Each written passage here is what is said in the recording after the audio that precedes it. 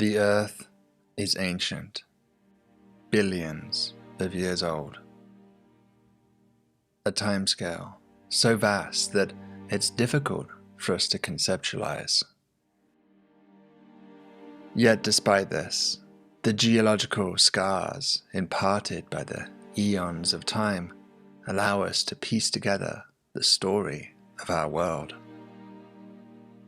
We can't travel back into the past, but we can still reconstruct what happened. But what about the future? How will the world change? What will happen to this cradle of life spinning through the dark? How does the story end? Our ability to predict the future falls short when it comes to human society, be it a technological revolution, a stock market crash, or the collapse of a civilization. We have to accept that the future of our society is unknown and ultimately in our own hands. But the Earth is different, because over billions of years, the Earth is governed by physical principles like atmospheric chemistry, orbital mechanics, and radiative forcing.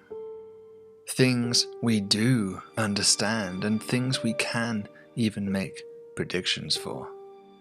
So today, I invite you to join us for a voyage through time together. From the very beginning until the bitter end. A journey to the end of the world.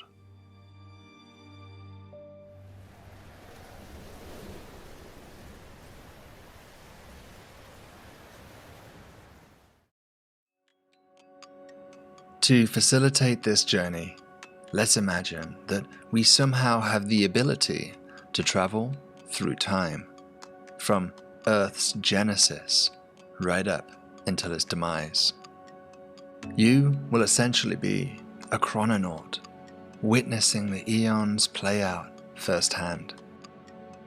In total, we have about 12 billion years of history to cover.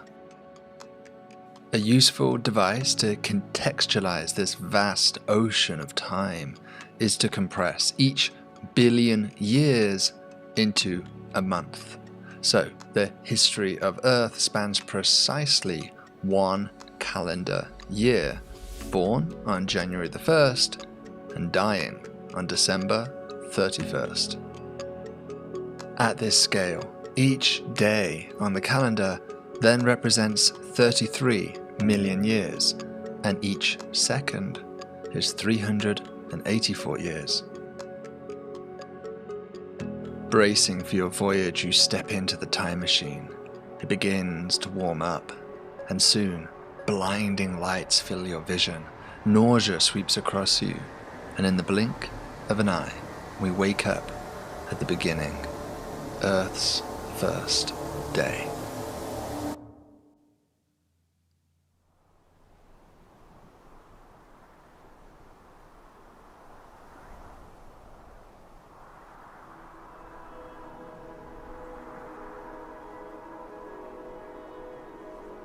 Stepping out, it looks like you're on an alien planet.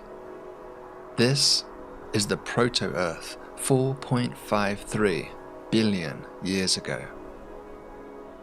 The surface is fractured, having only recently formed, and it's constantly changing as new meteorites come hailing down, smashing apart the young surface, adding to the Proto-Earth's growing mass. You look down at two watches on your wrists. Your left shows that just 3 minutes of compressed time have passed, but your right shows that tens of thousands of years have flitted by here on Earth. Looking back up, you see a dark sky smothered in ash and dust, with a faint, flickering sun barely perceptible through the clouds. The primordial atmosphere at this time is hydrogen and helium, the same materials from which the sun has also recently formed. You watch for hours as the proto-Earth accumulates more mass, yet actually shrinks in size. As the planet's mass and gravity increases, it compresses the rock beneath you. You look at your left watch to see that it's just gone 7 AM, whereas your right reads almost 10 million years. Up to now, the composition of the proto-Earth has been fairly homogeneous, rock mixed with metals. But around this time, something changes. The compression of the embryonic globe has caused it to heat up. Not only this, but much of the accreted material is radioactive, which in turn heats the planet up further. The surface and interior literally melt, forming a giant and deep ocean of magma. Within this fluid, heavy materials like iron and nickel sink under gravity to the very center of the proto-Earth, forming her core. As they move down, they rub against the mantle, generating friction and heat. The planet warms further, melting more rock and allowing yet more iron to sink. A runaway heating effect takes place inside the planet. You have just borne witness to the Iron Catastrophe, an event geologists long hypothesized about. Looking up at the sky, you see an aurora borealis for the first time, as this newly forged iron core has established a magnetic field around the planet, protecting it from the young sun's more harmful radiation. As the day comes to an end, this young world seems finally at peace after millions of years of tumultuous formation, internal hemorrhaging, and tortured resculpting. But a shadow looms, for Earth's suffering is not yet complete. It's about to face an event of unimaginable force and power, one that will reshape the planet forever.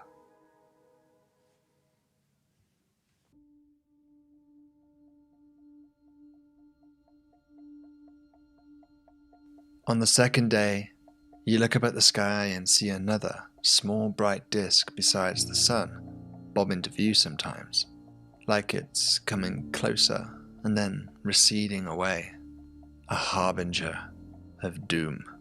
You realize then that it's Theia, a nearby Mars-sized world that's also recently formed. But unlike the real Mars, this body has become gravitationally trapped in Earth's Lagrange point, L4. But it's too big, too unstable to stay there, being tugged around by the gravity of not just the proto-Earth, but Venus and the other planets.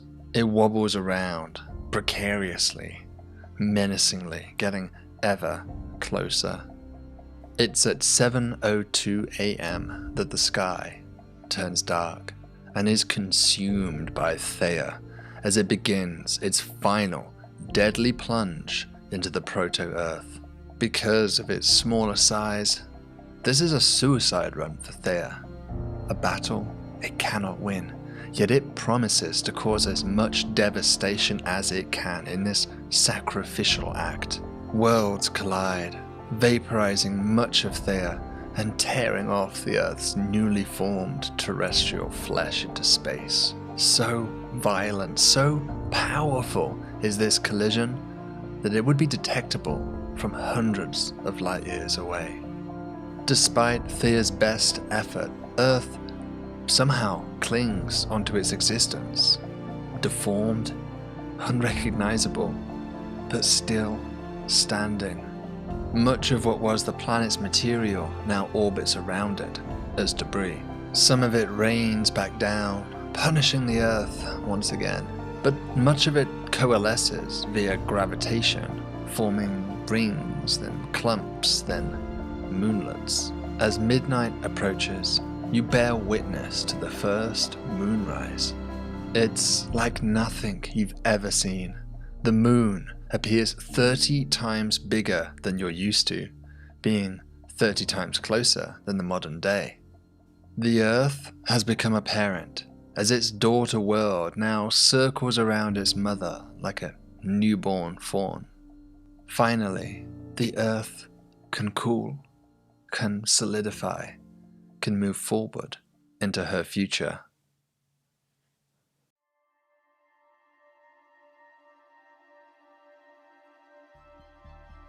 It's day 5. Over the last couple of days, comets have peppered the Earth. Each one has brought with it a supply of water, volatiles, and even organic molecules. There is now so much water that today you see oceans forming across the planet. The sight of a cooler Earth covered in bodies of water calms your mind. For the first time, you see something that resembles the planet that you know and love. It's Spartan and desolate, devoid of any life, but for the first time, it looks like the Earth. What excites you now is that life could surely start at any moment, and that you might bear witness to that first spark of emergence.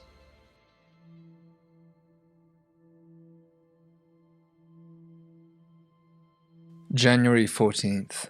It's been 9 days since the oceans formed by your clock, but 300 million years have passed here in local time.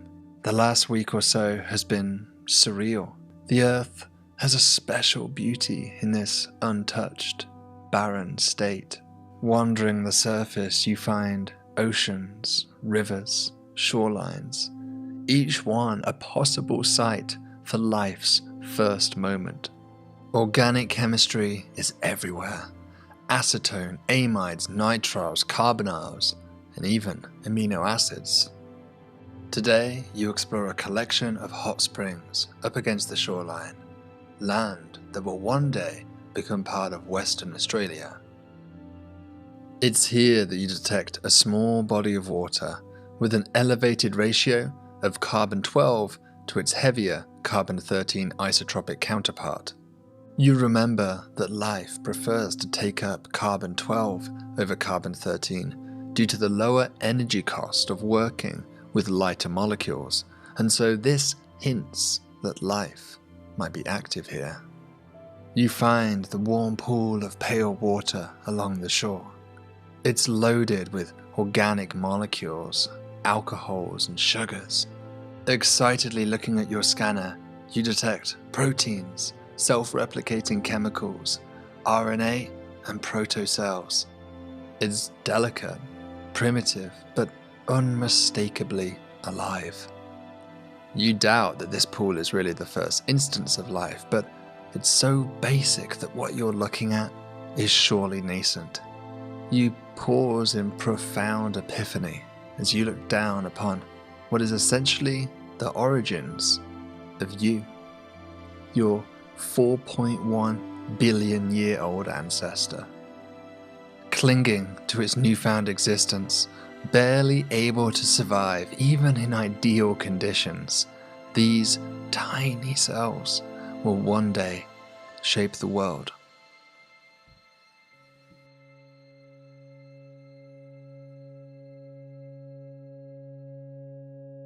As the days and weeks pass by for you, you watch millions of years flick by.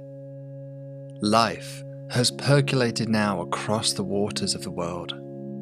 Despite being limited to simple microbial forms, macroscopic mats of these organisms, called stromatolites, betray life's expanding presence. The young sun is almost a third less luminous than the one that you know, but the Earth's atmosphere is rich in heat-trapping carbon dioxide, keeping it warm enough for life to thrive. As the ambient supply of sugars dwindles, with fewer cometary deliveries each day, life begins to adapt. On February the 1st, you find the first signs of photosynthesis within some cyanobacteria. These organisms pull in carbon dioxide and water molecules and use sunlight to forge their own sugars, producing oxygen as a waste product. At first, the oxygen levels are barely noticeable, but these photosynthetic life forms are so successful that they become ever more abundant. Beginning March 6th, you detect a rapid rise in oxygen levels, now creeping above 1%, 2%, 3%.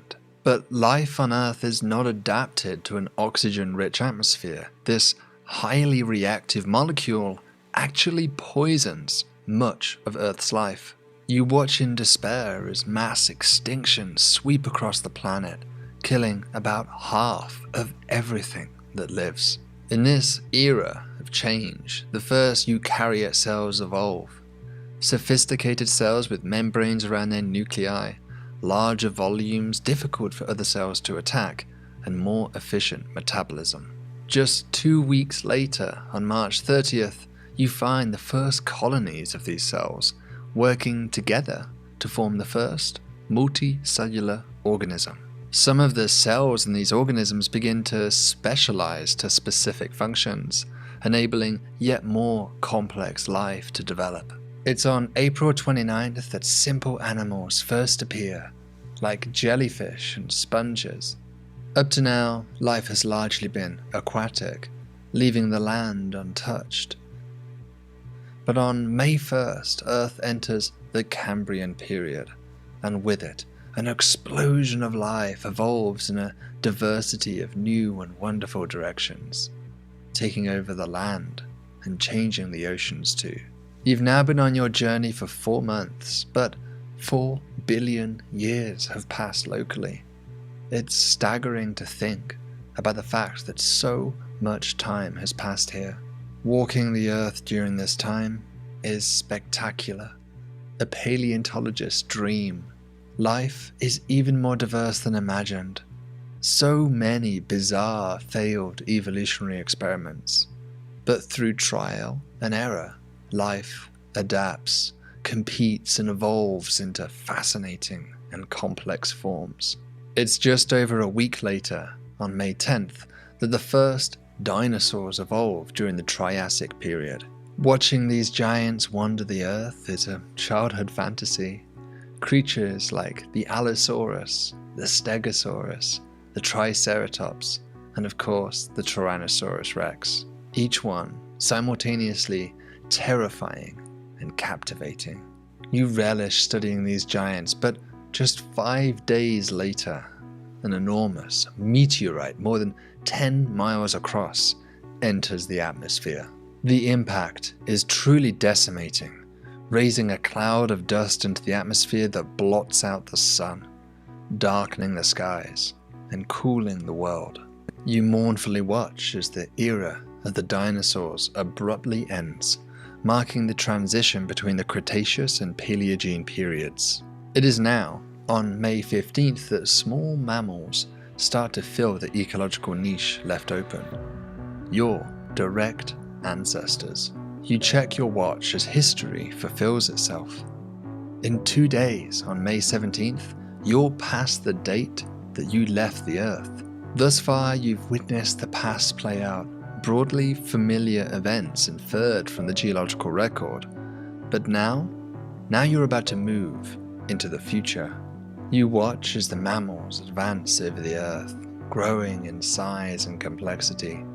Great apes, hominids, Homo sapiens. This is it. You're about to see our own fate, the future of the human race. At 3:48 p.m., modern humans emerge. Just 13 minutes later, they begin farming and erecting buildings as you pass the Neolithic Revolution. Less than 1 minute after that point, 20,000 years by local time, it's over. Humanity is gone. The tape played so fast you couldn't see what happened to us. Did we move to another planet? Did we switch to artificial intelligence? Did we simply extinguish ourselves? In a flash, our cities and monuments crumble, decay, and disintegrate into dust, blowing off into the wind. Civilization doesn't rise again. For us, or for any other species. For the Earth will not sustain these ideal conditions which we enjoyed during our brief episode of thought, self-awareness, and reflection. The Earth's biosphere will only diminish from this point on.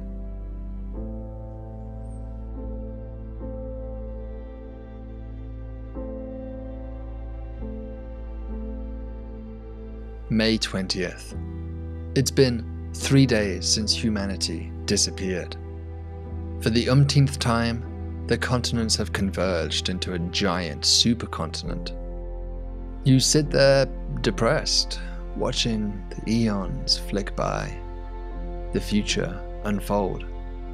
The world is changing.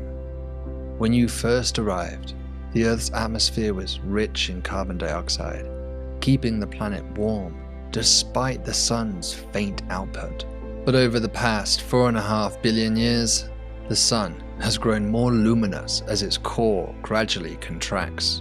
It's now 30% more luminous, bathing the Earth in ever greater heat.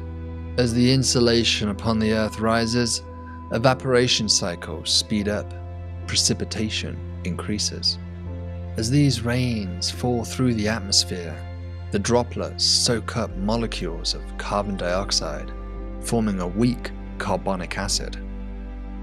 In human lifetimes, you'd never notice this, but now you see it. The rain dissolving away the rocks through weathering.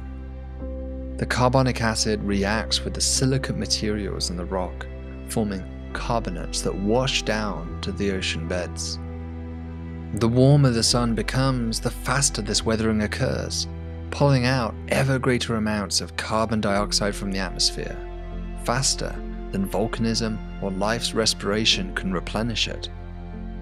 The Earth is becoming starved of carbon dioxide. This is the way it's always been. Carbon dioxide and temperature in a constant back and forth, keeping the atmosphere at more or less the same temperature throughout the ages. A global thermostat operating on the timescale of hundreds of thousands of years. Because CO2 is a heat-trapping gas, its decreasing levels help keep the planet cool in the face of a warming sun. But carbon dioxide can only go so low.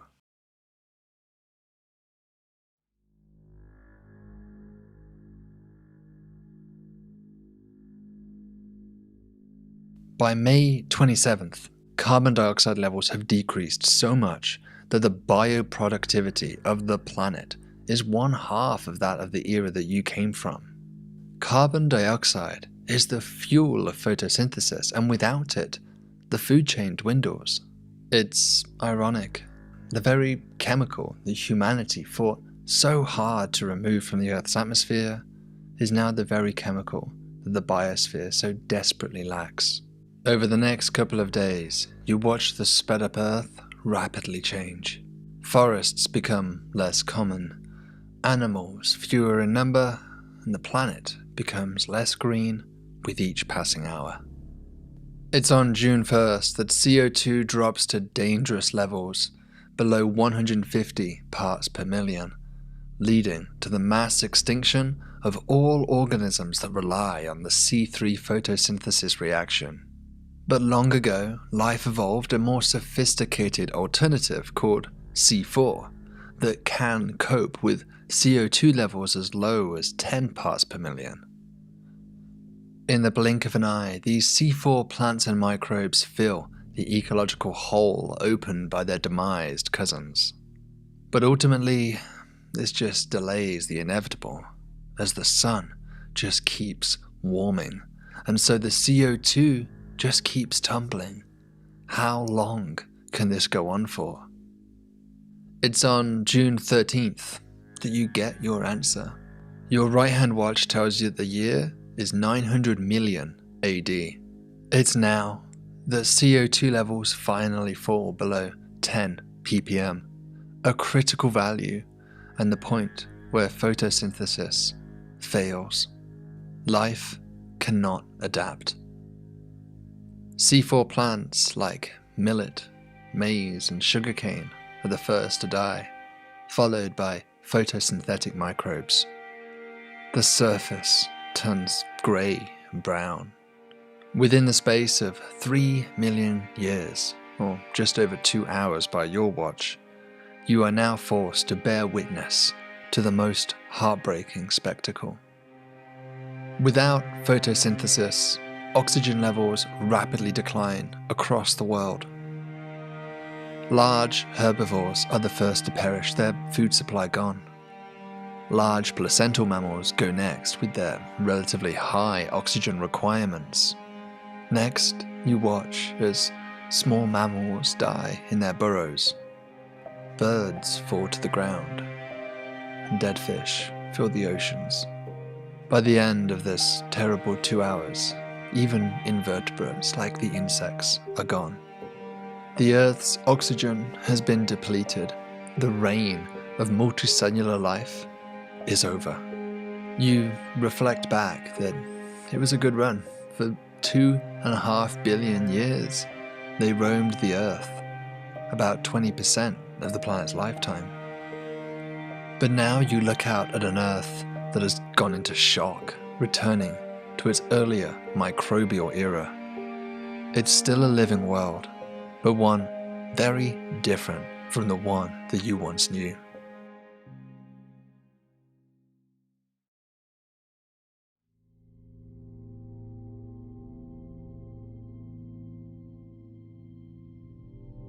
With the carbon dioxide depleted, there's no buffering left for the Earth's temperature. The planet begins to rapidly warm. Not only does the temperature rise, but surface water becomes more saline, salty, as water evaporates away. The remaining life departs the equatorial zones and finds some solace in the polar regions and high-altitude lakes, where the temperatures remain cool. Life might be restricted to microbial forms as it was in the earliest days on Earth, but this life is far more sophisticated. For unlike those primitive, simple life forms, the microbes living now are the product of 5 billion years of evolution, highly competitive Darwinian natural selection honing their genomes. In particular, extremophiles adapted for high temperature and saline environments resist extinction and persist as the Earth warms. Watching this play out gives you some comfort to see these advanced cells stare down the Earth's warming climate. At least they still hold the torch of life going. Towards the end of June, over 1 billion years into our future, the Earth's daughter, the Moon, has gradually receded away so far that its gravitation no longer acts to stabilize the Earth's obliquity. This causes the planet to axially precess, leading to much greater seasonal variations. Much of the Earth becomes uninhabitable, even to extremophiles. By July, what little life is left is forced to hide away from the surface, either deep underground or take refuge in cold-trapped caves formed by collapsed lava tubes. On July 25th, the Earth's core, which has been gradually cooling since its inception, finally solidifies, leading to a total collapse of the Earth's magnetic field. By now, the global mean temperature is over 100 degrees Celsius, and the oceans rapidly evaporate. The water content of the atmosphere and even the stratosphere rises, tipping the Earth into a moist greenhouse state. This high-altitude water is split by the sun's ultraviolet radiation into its constituent hydrogen and oxygen atoms. As the oxygen sinks back down, the lighter hydrogen escapes into space. Through this process of photodissociation, the Earth begins to rapidly lose its water content, much like what happened to its sister planet Venus eons ago. By the end of July, 2.5 billion AD, the oceans are gone, and the Earth is a dry, barren world. This is the end for life. Without water, nothing can survive. The future from here is sterile. Plate tectonics shut down and the mountains weather away. The world looks alien, more like Venus than your Earth. The sun continues to grow ever more luminous over the billions of years that pass, scorching the Earth's inanimate surface. As the sun's core converts hydrogen to helium, it contracts, raising the internal temperature and pressure, which has largely driven the changes you've observed throughout the sun's history thus far. But by October 30th, 5.5 billion years into our future, the core is now so hot that the surrounding hydrogen begins to fuse, causing the sun to now finally leave the so-called main sequence phase of its lifetime. As this shell of hydrogen burns around the core, it deposits energy directly into the surrounding envelope, causing the sun to expand. At first, this expansion is gradual, but it heralds the demise of the Earth. It's December 31st, the Earth's last day. You know that the sun is bracing to enter its giant phase, an episode of rapid and deadly expansion. As that final evening breaks, you watch the sun grow in size in your red sky. It morphs in color, reaching beautiful deep orange hues, growing ever larger. By 9:15 p.m., the planet Mercury has been swallowed by the sun. Yet the sun's appetite is not yet satisfied as it continues to swell. At 11:16 p.m., you watch in awe as Venus is engulfed. The sun is terrifyingly, unimaginably large, a red giant filling nearly 1/2 of your sky. With each and every minute, it expands further. But perhaps there is some hope, for as the sun has evolved, it's lost about 1/4 of its mass, causing the Earth's orbit to move slightly outwards. Like a game of cat and mouse, you wonder if this movement is far enough to escape engulfment. Maybe the Earth will be spared being swallowed whole. But as the sun closes into its prize, in that final terrible hour, the Earth literally drags through the stellar chromosphere and now starts to spiral in towards the sun, not away. As the Earth reverses course, you accept that it's over. Here, at the end of all things, your sky is filled with fire as the Earth finally rests, returning to its maker.